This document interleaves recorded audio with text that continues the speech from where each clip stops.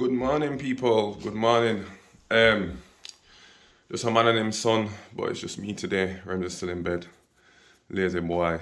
Um, no poll today, but this is a kind of a different video. I want to discuss certain things. I've had conversations in the inbox. As you know, I've always said the inbox is confidential, so I will not be revealing them conversations. But I've more or less had the same sort of questions, if that makes sense. So I'm going to talk about boundaries and putting yourself first for once, and not even for once, all the time. It sounds bad, but listen to what I'm saying. Right. As you know, I did a video about depression, and obviously it touched a lot of people. I'm going to go a little deeper into that as well. Right. So everybody that knows me knows I'm roots. Yeah. You can come to my yard, pot's always on, you get a food, you get a liquor, you can bum ganja if you want, and you have a good time, yeah. And I never ask for nothing because that's who I am. That's my nature. I'm a big-hearted guy. But for you people that are givers, people will take and take till they can't take no more. And then when you end up saying something, you're the bad one. Now, this happens to me. This has happened to me for years until I just said, you know what? No. Why should I feel guilty about saying no about something that I don't want to do or I don't want to provide? Even when it comes to, right, for example, like I said in the depression video, I got into unmeaningful relationships with certain females, and females love to talk about how men are intimidated by independent women. It's the same for women. You're intimidated by independent men. The amount of females I've had say to me, well, what do you need me for? You do everything yourself. You've got your own house, you've got your own car, you make money, you earn your own money, you can cook, you can clean, you can look after your kids by yourself. What do you need me for?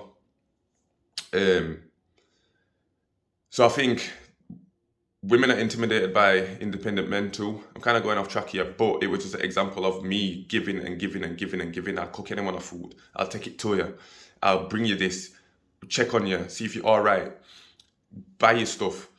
But you know, when you don't get it back, the same energy, you have to lock that off. Yeah. And so in terms of boundaries now, if you feel like you don't want to do something, or you don't want to answer your phone, or you don't want to reply to a certain text message, it's your phone, it's your life. You do what you're doing. Don't feel guilty. People make you feel guilty and they'll say stuff. And because they know you, they'll try and manipulate your brain into thinking that you're doing something wrong. And then you look into yourself more.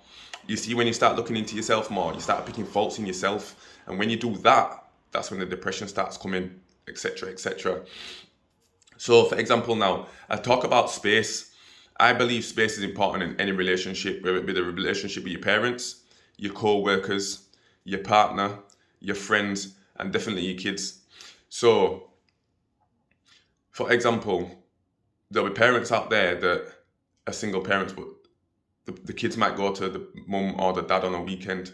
Sometimes that parent might make you feel guilty about sending your kid off, saying, oh, you're palming them off. Or I used to get it, why are you sending them there? Why are you sending them there?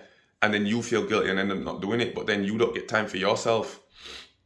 Time for yourself is important. Space is important with any relationship. So if somebody's trying to make you feel bad for doing something, don't think about you, number one. You're number one. Because if you're not well, you can't look after your kids.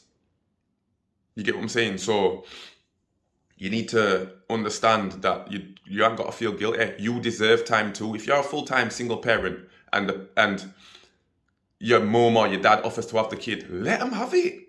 Let them have the kid. Yeah, you know as much as I know. We say it. You can't even go to the toilet in peace when you've got kids. So even if you don't want to go out and have a drink, stay at home, order some nice food, put on some tunes, read a book. Ask yourself this: what are 3 things that you like doing? I questioned myself. I said, what are the 3 things that I like doing? I didn't even know myself. I lost myself because all I did was go to work and come home and look after these youths. I didn't know what I wanted to do, who I was, or what I like to do. Yeah, I like to watch football. What else? I didn't know. So ask yourself that question. What 3 things do you like doing? Do them. If you can do one a week, do it.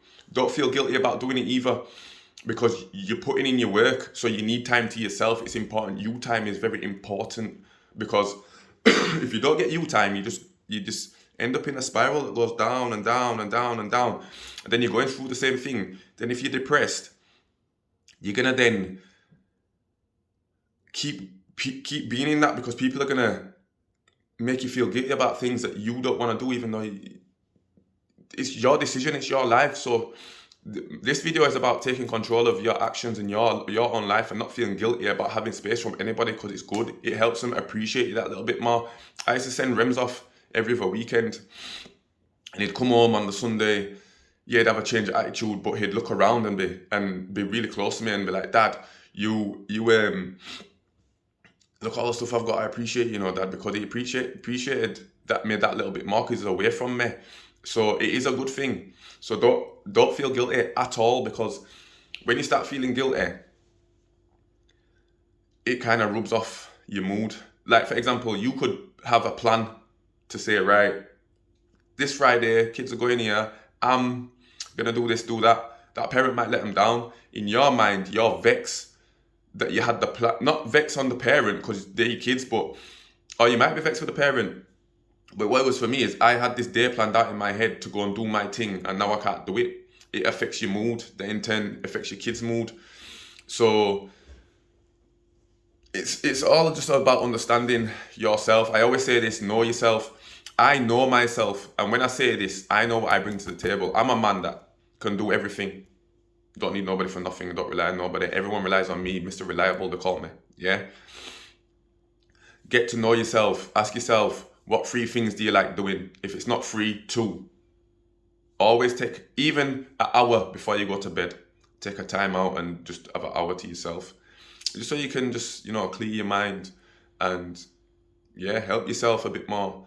I hope this helps people, because I know that there's a lot of people going through this. And the thing is, when you've got a big heart and you'll do anything for anyone, but they don't do it for you, it's a hard thing, because you think everyone's like you, but they're not. People are selfish. Some people are self-centered. People only want you around for because it's beneficial to them. The right people will drop off. Trust me. The reals will stay around. Real people stay around. The wrong people always drop off by themselves. Always remember that. So don't feel guilty. That's my main message. And take time for yourself. Don't feel bad in doing that and putting boundaries in place for certain things. If you want to switch your phone off on a Friday night or Saturday night, or don't want to reply to certain things, don't do it. It's your phone. Who's anyone to tell you can't do that? You know what I'm saying? So don't let no one control your mental or emotional dexterity, because once you do that, you're losing. We don't lose around here, we always win. So keep your heads up. Inbox is always open, as I said. Enjoy your Sunday.